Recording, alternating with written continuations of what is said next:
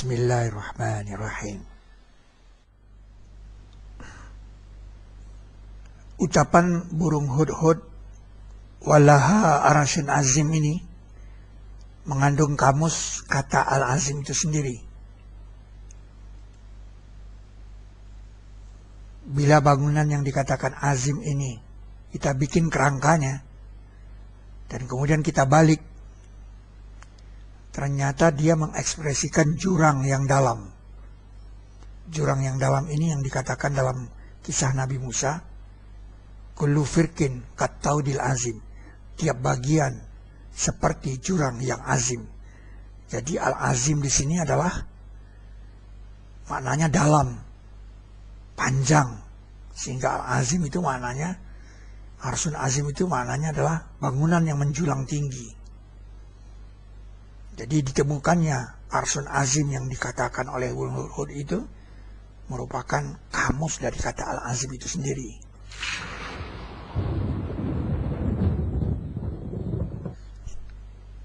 Di sisi bangun arsun azim itu ada bangun sayap.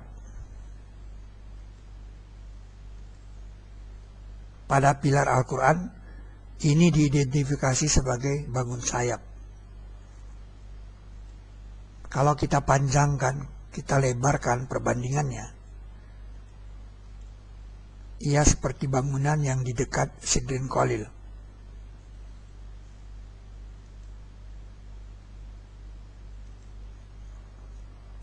Di sini diberi kode tangganya 234. Seperti kita ketahui, kode 234 ini adalah kode sayap malaikat. Dia yang menjadikan malaikat sebagai utusan-utusan yang mempunyai sayap 2, 3, dan 4. Di Arupadatu, 1/8-nya melihatkan 2, 3, 4. Itu sebab dikatakan juga bahwa ars Rabbimu dipikul oleh 8 malaikat. Dan malaikat atas bagian-bagiannya dan memikul ars Rabbimu di atas mereka pada hari itu 8. Jadi Borobudur itu mengekspresikan 1/8-nya itu adalah kode malaikat dengan kode 2, 3, 4. Itulah Borobudur versi Al-Quran. Dan malaikat atas bagian-bagiannya dan memikul ars Rabbimu di atas mereka pada hari itu 8. Dia yang menjadikan malaikat sebagai utusan-utusan yang mempunyai sayap 2 dan 3 dan 4. Ars itu pindah di sisi Nabi Sulaiman alaihissalam. Pada matematika Islam 3 telah ditemukan model dari molekul air. Nah, molekul air ini hidrogennya membentuk sudut 104,4 derajat. Sudut 104,4 derajat pada air ini kita temukan juga antara Safa dan Marwah. Dengan demikian, kita mengerti mengapa Siti Hajar ditinggal di tempat yang tidak ada air, agar ia berlari-lari dengan moto mencari air. Sudut air itu juga terdapat di piramida 286 atau Arupadatu.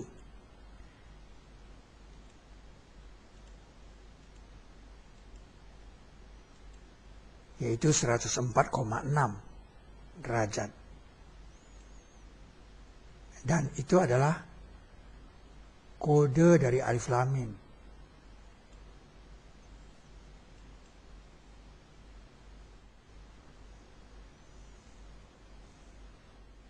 Dengan demikian, pada ars itu ada kode air.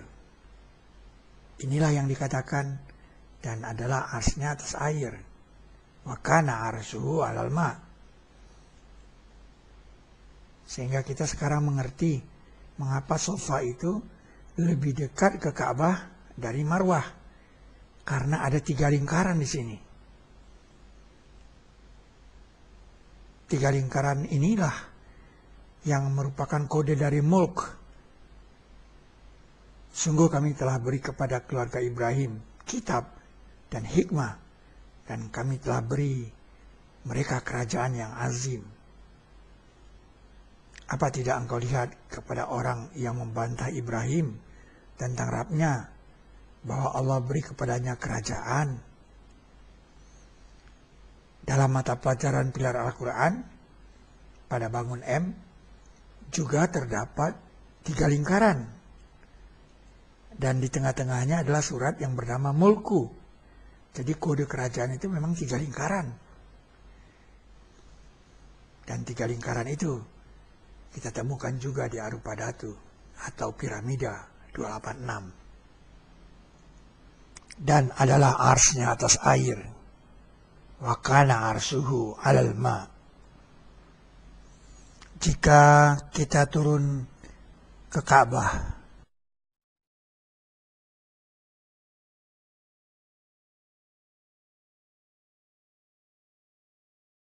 arah dari Hajar Aswad itu adalah garis yang ditarik dari rukun Syam ke Hajar Aswad. Garis ini kalau kita perpanjang, dia akan menghadap ke Indonesia.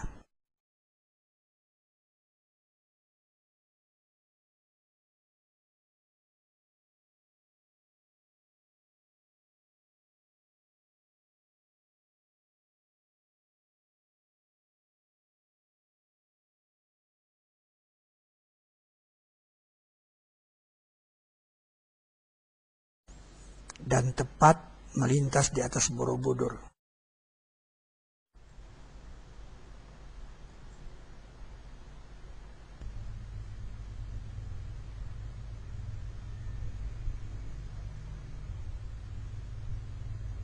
Bisa jadi suatu hari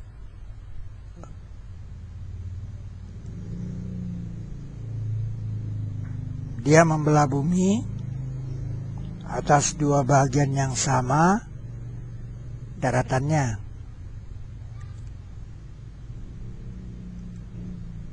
Di dalam Al-Quran dikatakan atau dipotong dengannya bumi. Maka Al-Quranlah dia. Aukut ti'at bihil aradu.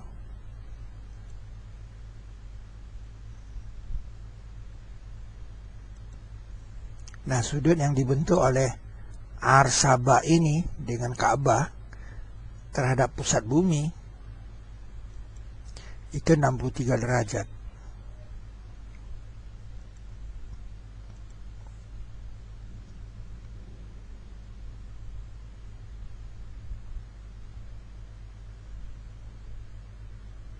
Dari garis belah bumi inilah kita bisa melihat posisi Ka'bah itu di sana.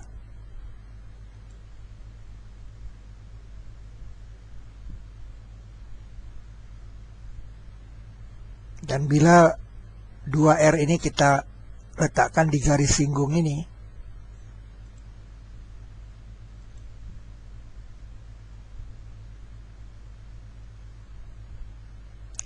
di sini ada segitiga yang memotong GBB ini. Nah, titik potong inilah yang dikatakan Arsaba.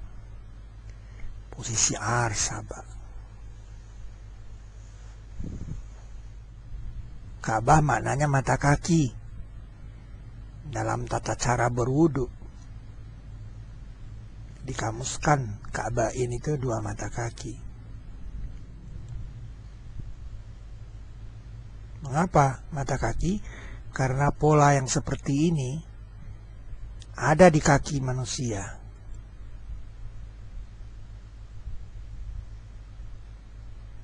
Inilah ayat di ufuk, dan ini ayat di dalam diri manusia. Dan inilah ayat yang dijanjikan ingin dilihatkan. Sehingga terbukti bagi manusia bahwa Islam itulah al-haq.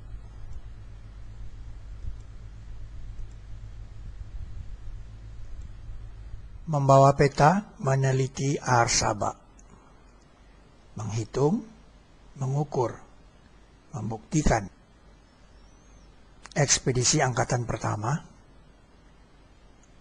ekspedisi angkatan kedua, ekspedisi angkatan ketiga,